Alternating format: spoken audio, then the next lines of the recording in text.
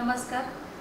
मी doctor Rajshri Bandopant Pawar, Gopalkrishna Gokhale महाविद्यालय कोल्हापूर, मराठी विभाग, paper number 4 काव्यगंध या पुस्तकाविषयी आज आपण इथे बोलणार आहोत. गेल्या तासाला आपण केशवसुतांविषयी माहिती जाणून घेतली.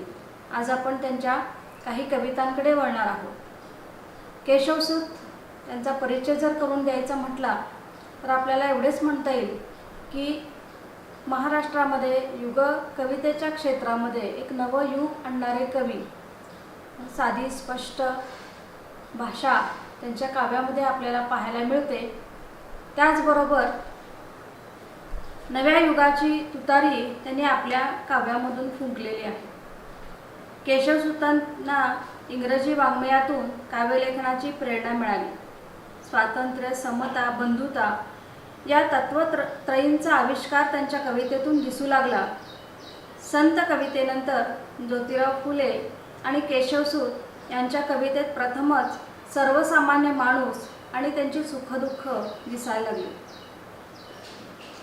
हा सर्वसामान्य माणूस कवितेच्या आस्थेचा विषय बनला. महात्मा फुले आणि केशवसूतांच्या कवितेमुळे लौकिक जगाकडे सहानुभूतीने पाहण्याचा एक नवीन प्रयोग कवितेमध्ये सुरू झाला. नवी जीवनमूल्ये आणि नवी रचना यांचा मिलाप केशवसूतांच्या कवितेत ठळकपणे दिसला. युगप्रवर्तक विचार आणि निर्भयपणे त्याचा केलेला उच्चार हा केशवसूतांच्या कवितेचा विशेष आहे. मानवी जीवन संकुचित करणाऱ्या अनिष्ट रूढी, प्रथा, परंपरांना मूठ माती देण्याचे, बंडाचे निशाण उभारण्याचे काम त्यांच्या कवितेने केले. एवढेच नव्हे तर धर्म, जात आणि पंथांचा मोठा प्रभाव असणाऱ्या या काळात माणुसकीचा, माणूसपणाचा विचार मांडणारी कविता केशवसूतांनी आग्रहाने लिहिलेली दिसते. नव्या युगाचे भव्य दर्शन त्यांच्या काव्यदृष्टीतून आपणाला होताना दिसते आणि तेच त्यांनी मराठी वाचकांना आपल्या काव्याच्या माध्यमातून घडविले आहे. प्रचलित धर्म आणि जात व्यवस्थेतून निर्माण होणाऱ्या विषमतेमुळे दुःखी होणारे मानवी मन पाहून केशवसूतांचे अंतःकरण प्रक्षुब्ध होत असे. प्रक्षोभाची ही भावना त्यांच्या कवितेतून आविष्कृत झालेली आहे. त्यांची कविता म्हणजे स्वातंत्र्य, समता आणि विश्वबंधुता यांचा काव्यमय मिलापच आहे असे म्हणावे लागेल.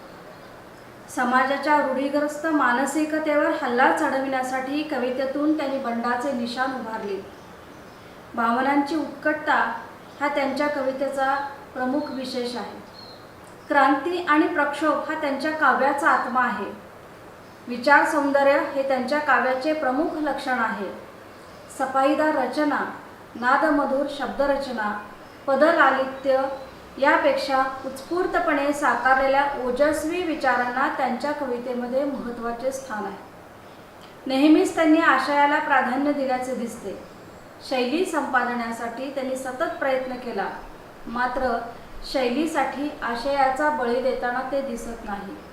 त्यांच्या समग्र कवितेचा विचार करता आशावाद, आत्मविश्वास, बंडखोरीची भाषा, दंभाला विरोध यासह हळवेपणा, निराशा आणि वैफल्याची जाणीव त्यांच्या कवितांमध्ये दिसते. वृक्ष व्यवहारापेक्षा सौंदर्याचे प्रेम त्यांना अधिक आकर्षित करीत असे. त्यांची वृत्ती रोमॅन्टिक होती, त्यामुळेच त्यांनी उजळ माथ्याने व्यक्तिस्वातंत्र्याचा पुरस्कार केला. त्यांच्या काव्यात तत्वप्रधानता आणि उपदेशपरता असली तरी निखळ सौंदर्य चित्रेही त्यांच्या कवितांमधून त्यांनी रेखाटली. एकूणच त्यांनी कवितांमध्ये हाताळलेले विषय आणि त्याच्यामध्ये असणारे वेगळेपण पाहता हा कवी युगाच्या खूप पुढचा विचार करताना दिसतो आणि म्हणूनच त्यांना युगप्रवर्तक कवी असं म्हटलं जातं. केशवसूतांची एक महत्त्वपूर्ण कविता आज आपण इथे अभ्यासणार आहोत. कवितेचं शीर्षक आहे मजुरावर उपासमारीची पाळी. सामाजिक समतेबरोबरच आर्थिक समतेचा आग्रह धरणारी मजुरावर उपासमारीची पाळी ही केशवसूतांची एक उल्लेखनीय कविता आहे. कष्ट करण्याची तयारी असलेल्या पण हाताला काम मिळत नसल्याने उपासमारीमुळे दुःखी झालेल्या मजुराचे मनोगत असे या कवितेचे स्वरूप आहे. सूर्य मावळतीकडे झुकला आहे, सर्वत्र आनंदी वातावरण आहे. मात्र दिवसभर हाताला काम न मिळाल्याने, साध्या कवडीचीही कमाई न झालेला असहाय्य उपाशी मजूर हा या कवितेचा नायक आहे. ज्या मंदिरामध्ये भरल्या पोटी श्रीमंत लोक भक्तिभावाने गजर करत आहेत, ती मंदिरे आपल्या वडिलांनीच बांधली आहेत. त्या मंदिराबाहेर आपण उपाशी पोटी उभे आहोत अशी खंत या कवितेतला मजूर व्यक्त करतो.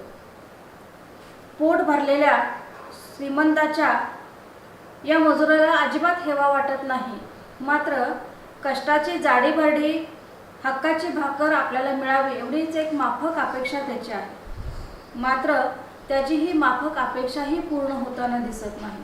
म्हणून तो देवाला म्हणतो, हे देवा, सर्वांसाठी तू सारखा आहेस, तर तू गरिबांना पारखा का?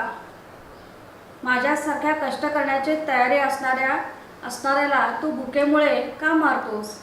असा टोकदार प्रश्न हा मजूर देवालाच विचारताना दिसतो. मजुराचा देवाशी सुरू असलेला हा संवाद अत्यंत उत्कट आहे. या मजुराचा श्रमावर विश्वास आहे. त्याला फुकटचे आयते काही नको आहे. निसर्गातील पक्षीही आपल्या पिलांना चारा घेऊन घरट्यात परततात. मग उपाशी पोटी असलेल्या माझ्या मुलांना, माझी वाट पाहत असणाऱ्या माझ्या कारभारणीला मी माझे तोंड कसे दाखवावे? आणि काय म्हणून मी जन्माला आलो? त्याऐवजी मी जन्मताच मरून का नाही गेलो? असा प्रश्न त्याला इथे सतावताना दिसतो.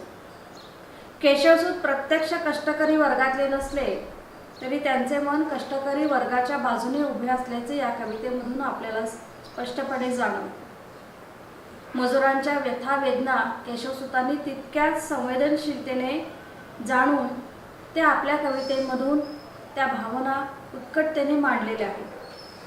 त्यांची ही कविता पाहिल्यानंतर आपल्याला असं म्हणावंसं वाटतं की ही कविता आजही आपल्याला तितकीच अपील आहे.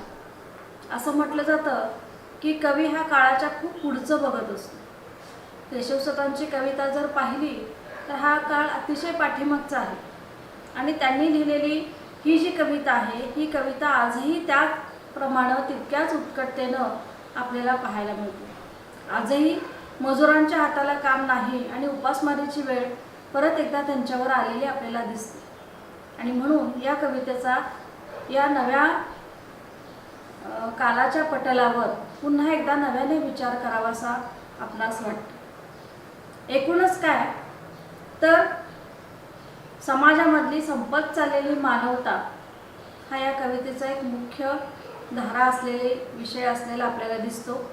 आर्थिक समानता हे सूत्र या कवितेमधून कवी मांडताना दिसतो. या कवितेचा जो मजूर आहे, या मजुराचा प्रश्न जो आहे तो समाजाला नाही तर तो आहे देवाला. तो देवालाच प्रश्न करतो. काय म्हणतो तर तो असं म्हणतो बघा, या कवितेतला जो मजूर आहे, या मजुराचा प्रश्न समाजाला नाही तर तो आहे देवाला. तो देवालाच प्रश्न विचारतो. तो देवाला म्हणतो, सर्वास देवा बघतोसी सारखा, होतोस का रे गरिबास पारखा? काहीस सुग्रास सदन्न तू दिले, साधी आम्हाला भाकरही नका मिळे. समाजातली जी आर्थिक विषमता आहे, ही आर्थिक विषमता केशवसूतांनी या 4 ओळींमध्ये मांडलेली आहे. देवालाच तो प्रश्न विचारतो की एकीकडे तू श्रीमंतांना भरभरून दिलेला आहेस आणि एकीकडे गरिबाला जाडीभाडी भाकरसुद्धा का मिळू नये? आमची कष्ट करायची तयारी असताना सुद्धा आम्हाला आमच्या वाट्याचं का मिळू नये? हा एक प्रश्न तो देवालाच करताना दिसतो. आणि त्याला प्रश्न पडतो की आता आपल्याकडं काही नाही आहे, कवडीसुद्धा आज आपण कमवलेली नाही आहे आणि अशा अवस्थेमध्ये मी माझ्या चिमुकल्यांना, लाडक्यांना हे माझे तोंड कसे दाखवू? मी त्यांना काय खायला देऊ? आणि हा मजुरांसमोर उभा असणारा प्रश्न फार मोठा प्रश्न आहे, हे लक्षात घ्या.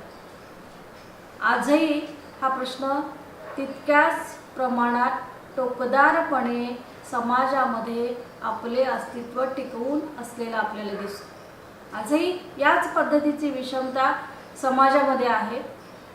केशवसुतांनी या कवितेमधून समाज परिवर्तनाचा एक नवा विचार मांडलेला आहे आणि त्याच्याकडे समाजाचं लक्ष वेधून घेतलेलं आहे की जेणेकरून समाजामध्ये आर्थिक समानता यावी। या कवितेचा हा एक महत्त्वाचा उद्देश असलेला आपल्याला दिसून येतो। तर ही कविता इथेच संपली। पुढच्या तासाला आपण केशवसुतांची पुन्हा एक नवीन कविता घेऊन येणार आहोत। तर चला परत आपण पुढच्या तासाला भेटू। धन्यवाद।